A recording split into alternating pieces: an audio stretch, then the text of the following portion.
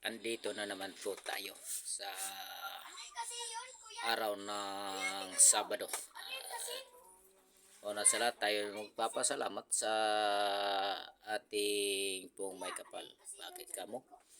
Nabuo na naman po yung araw natin sa ating trabaho. Nabuo na naman ang 8 oras sa ating mga trabaho ngayon upang walang nararamdaman sa buong mag-araw at okay yung kalagayan natin. Kaya ito tayo na nag-vlog, gumawa ng video upang may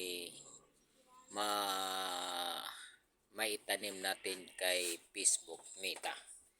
Ayan, sa kayod lang tayo ng kayod, trabaho ng trabaho, kahit wala tayong kita. At sa araw-araw, kahit walang kita, puro lang tayo walang bumabalik sa atin ng kita sa sahod natin. Huwag na natin intindihin yung mga sahod natin, kasi para sa akin, sanay na ako walang sahod. Bakit kamo? Lagi lang akong umutang sa taong nagpapautang. At least kahit papaano makabayad naman, hindi naman tulad dyan sa iba nga sila pa yung singilin, sila pa yung nagagalit, tayo hindi. At matapos natin kailan na naman na ganun lang, mga milyonaryo nga nagkakautang, tayo pa kaya mahirap lang. At sa kahirapan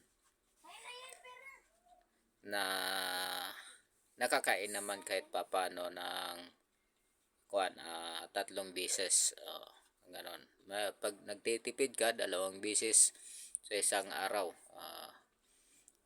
bakit hindi ka magtitipid sa sobrang mahal talaga ngayon? Ngayon nga lang mag 1 linggo wala tayong gasol. Yan yung totoo, practical tayo dito. Huwag tayong mahiya. Para sa akin, di ako nahiya kung wala talaga, crisis talaga sa kahirapan sa buhay. Yan nga, tama nga yung sinabi ng anak ko. Pangarap niya, matayog yung pangarap niya, pero sinasabi ko magsimula siya sa maliit. Huwag muna ang mangarap ng matayog dahil di mo pa nagagawa.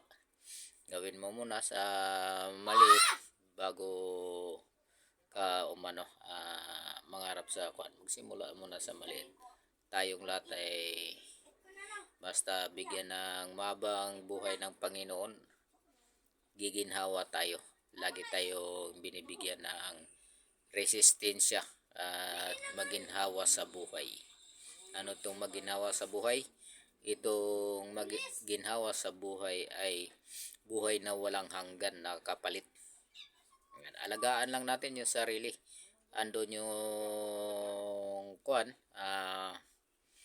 tukso, sakripisyo sa buhay.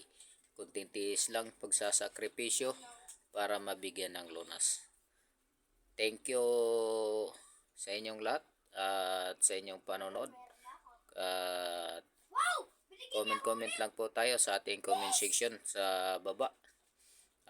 See you the next video, and thank you. God bless. Ingat-ingat ang lahat, mga lodi.